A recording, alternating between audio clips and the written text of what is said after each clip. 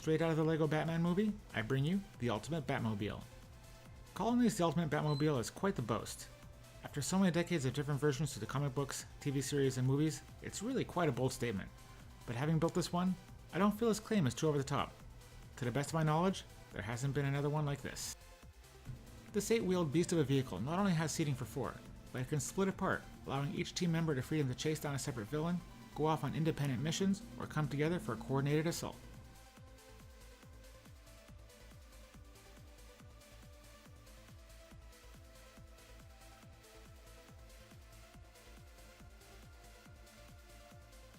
Starting from the smallest, we have Robyn on the batcycle. Unlike the more senior members of the squad, Robyn doesn't get any armaments, but this fashionable bike can get through tight spaces and speed through the most intimidating of obstacle courses with the greatest of ease. Just what any orphan miner would want when going on a Sunday drive with his adopted father.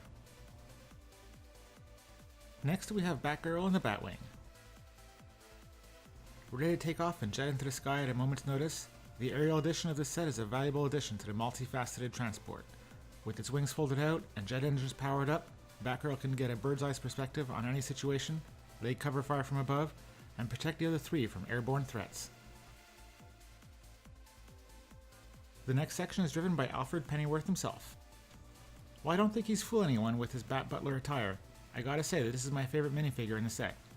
From his Batman branded chauffeur hat, to his pocket watch, white gloves, and black bow tie, I love this depiction of the always calm and agreeable butler. In contrast, his assault vehicle is anything but. Armed with a pair of rapid-fire stud shooter cannons, Bruce's dedicated servant is ready for action. Additionally, stored within, we find a set of swords and batarangs. Finally, we've got Batman's recreational vehicle. Get it? Well, I chuckled when I first read it.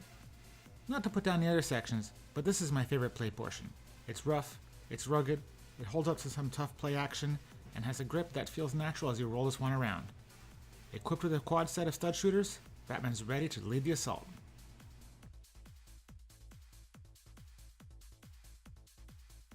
As to the villains, I'm a little disappointed.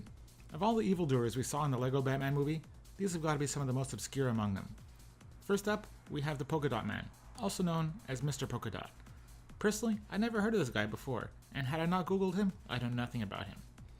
He's accompanied by the Wicked Witch of the West and her pair of flying monkeys, who I think belong in the Wizard of Oz more than taking on Batman. Any which way, it's always fun to expand my minifigure collection.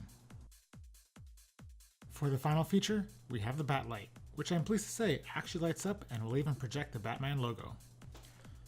Finally, for your viewing pleasure, LEGO's put together a great little video that showcases all these features. I hope you enjoy.